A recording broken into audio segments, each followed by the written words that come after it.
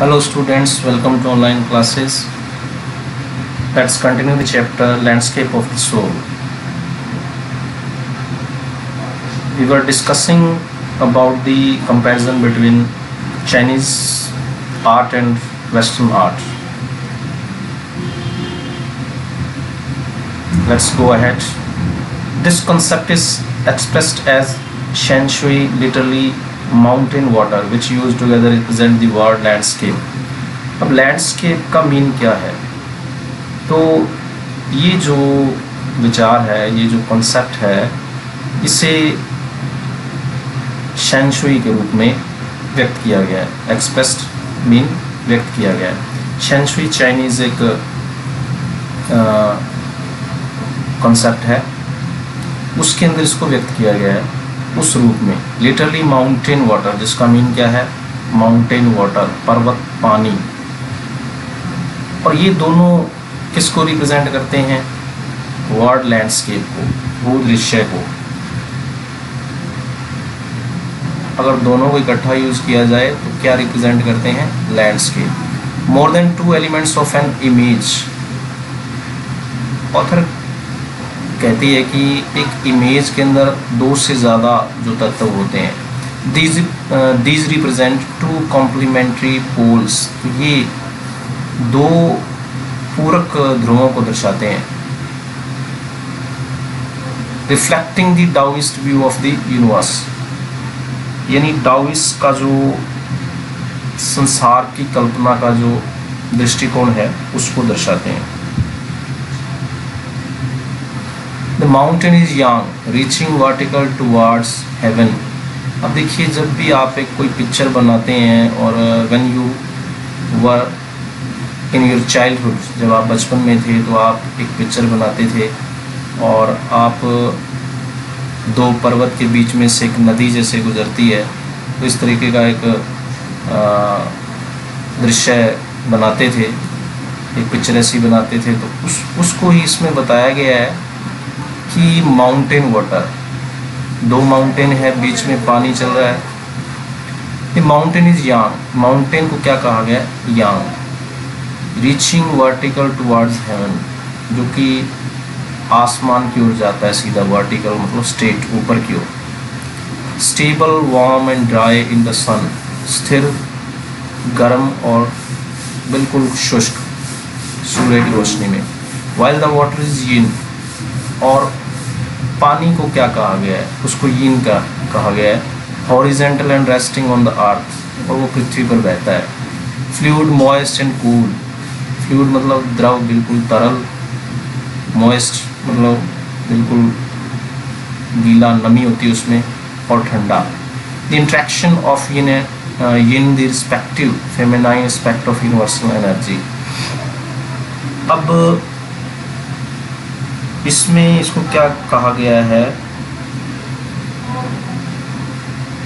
Universal energy का feminine aspect कहा गया है, पहलू, यानी जो नारी जाती है कहा गया उसको, यानी फीमेल के रूप में दर्शाया गया है. एंड इट्स काउंटर पार्ट यांग, और उसका पूरक यांग, एक्टिव एंड मेस्कुलाइन, बड़ा ही क्रियाशील होता है, और मेस्कुलाइन मतलब पुरुष जाती है. Is of course a fundamental notion of Daoism. और ये जो है यांग एक फंडामेंटल नोशन है, एक मतलब डाओइज्म का एक बुनियादी धारणा है, उसकी बेस है उसका. But is often overlooked is an essential third element. और जो अक्सर अनदेखा कर दिया जाता है वो तीसरा एलिमेंट है, थर्ड एलिमेंट. दो एलिमेंट कौन से हैं? Yin and yang. और थर्ड एलिमेंट क्या है? The middle void where there interaction takes place. Middle void मतलब बीच का जो ये जो वॉइड वर्ड है, ये क्या है? ये है शून्य, खाली जगह जो है, जहाँ पर यिन और यांग इंट्रैक्ट होते हैं, एक दूसरे से मिलते हैं. This can be compared with the yogic practice of प्राणायाम.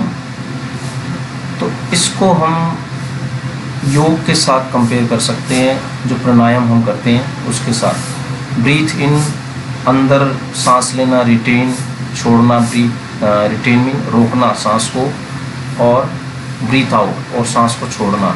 इस suspension of breath is void where meditation occurs. Suspension of breath, सांस का जो निलंबन होता है, रोकना होता है, इज द वॉइड, वो क्या है, वो शून्य है, बिल्कुल खाली, जहाँ पर मेडिटेशन होती है। मतलब बिल्कुल हम अंतर्ध्यान हो जाते हैं। एक बार हम अंदर सांस खींचते हैं, फिर हम रोकते हैं, फिर छोड़ते हैं। तो जो रोकना होता है जहाँ पर, वहाँ पर मेडिटेट करते हैं, मेडिटेशन करते हैं। The middle void is essential. तो वो जो शून्य है वो बहुत ही ज़्यादा इम्पोर्टेंट है। बीच का जो शून्य है, खाली जगह जो है, nothing can happen without it, इसके बिना कुछ नहीं हो सकता। Hence the importance of the white unpainted space in Chinese landscape. और वो कहता है कि चाइनीज़ लैंडस्केप में जो अनपेंटेड स्पेस होता है, जहाँ पर पेंट नहीं किया है, वो बड़ा ही इम्पोर्टेंट है। और वहीं पर जो ह्यूमन बीइंग क्या करता है, क्रिएशन करता है, वहीं पर अपनी जो इमेजिनेशन करता है और क्रिएटिविटी करता है। This is also where man finds a fundamental role. और इसमें जो इंसान है उसकी बड़ी ही महत्वपूर्ण भूमिका होती है।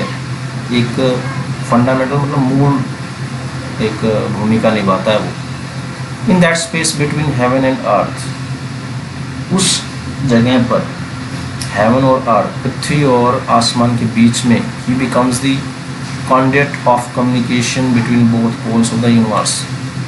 ब्रह्मांड के दो ध्रुवों के बीच में वो कॉन्डक्ट मीन एक चैनल, एक संचार का साधन बनता है वो। हिज प्रेजेंस इज एसेंशियल, उसकी जो उपस्थिति होती है बहुत ज़रूरी है। Even if it is only suggested, अगर उसका चाहे उसका आभास ही क्यों ना हो, यानी उसकी प्रेजेंस को हम महसूस करें।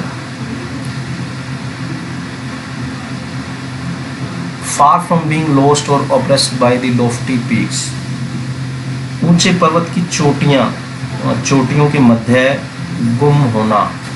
फार फ्रॉम बीइंग लॉस्ट और oppressed by the Lofty peaks, और दब जाने की बात तो दूर, मतलब ऊंची जो चोटियां हैं उनके बीच में गुम होना और दब जाना, ये दूर की बात है, बहुत ही, यानी दब जाने की बात जो दूर है। He is in François Chang's wonderful expression. तो फ्रैंकोइस चैंग की जो एक बहुत ही अद्भुत सी अभिव्यक्ति है, एक्सप्रेशन जो उसने जो एक्सप्रेस किया है, वो क्या कहता है,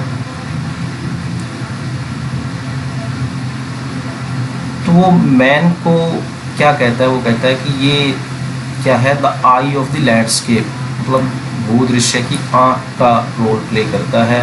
और इंसान जो है इमेजिनरी कुछ भी क्रिएट करता है उस पिक्चर के अंदर, वो देखता है और अपने माइंड से वो क्रिएटिविटी करता है in this way. Okay, the rest we will read tomorrow. Thanks and have a good day.